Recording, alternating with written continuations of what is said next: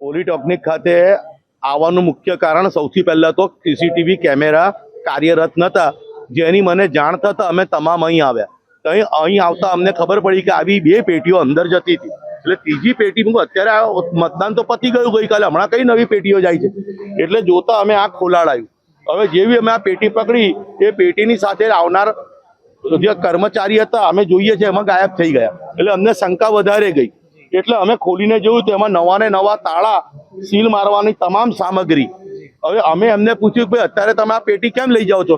તો કે અમારે સીલ મારવાના. એટલે અત્યારે તો સીલ ખોલવાની પ્રક્રિયા થવાની, મત ગણતરી એટલે સીલ ખોલીને ગણવાની.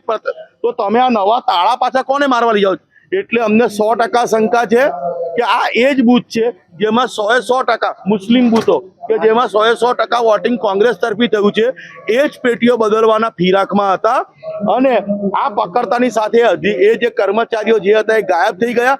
અને સૌથી વધારે ચિંતા લોકશાહીમાં એ છે કે અહીં તમામ જવાબદાર પોલીસ અધિકારી, જોઈન્ટ સીપી, કલેક્ટર, નાયબ મામલતદાર હોવા છતાં આ પેટી પકડાયેલી બી વોર્ડ નંબર 15 અને અગત્યના બૂથોની પેટી. એટલે તમામ તાળા બી નવા છે. એટલે અમને પૂરેપૂરી શંકા છે કે આ લોકો પેટી બદલવાના ચક્કરમાં હતા, મત પેટીઓ બદલવાના ચક્કરમાં હતા. પણ એ અમે થતા પહેલા પકડી પાડ્યું છે. તો આવું તો અન્ય કેટલા જ વોર્ડમાં થશે. એટલે આ તાત્કાલિક ધોરણમાં મીડિયા થકી મેં હાથ જોડીને વિનંતી કરું છું માનનીય કલેક્ટર સાહેબને. કલેક્ટર સાહેબ, આપ લોકશાહીના આધારસ્તંભ છો, અમારા આપ રક્ષક છો. લોકશાહી બચાવવાનું આપના હાથમાં છે સાહેબ. આપના અંડરની આ વસ્તુ થઈ રહી છે. જ્યારે સીલ ખોલવાની પ્રક્રિયા ચાલુ થતી હોય ત્યારે સીલ મારવાની પ્રક્રિયા, ચલો કહે છે આવતીકાલે અમારે ગણતરી કરીને સીલ મારવાના. તો નવા તાળા તમારે ક્યાં મારવાના હતા? તમારે તો એ જ તાળા ખોલીને એમાં સીલ મારી દેવાનું હોય.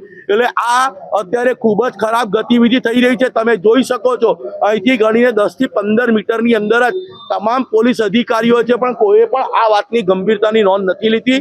માટે લોકશાહી ખતરામાં છે એવું પૂરેપૂરું પરિહાસ થાય છે. જાણ કરી તમામ અધિકારીઓને બોલાયા, જતા રહ્યા. કોઈ જવાબ આપવા તૈયાર નથી, કોઈ જવાબદારી લેવા તૈયાર નથી. માટે 100% લોકશાહી ખતરામાં છે. તો તમારે આ રીતે જ ઇલેક્શન લડવું છે તો ઇલેક્શન કરાવો છો શું કામ?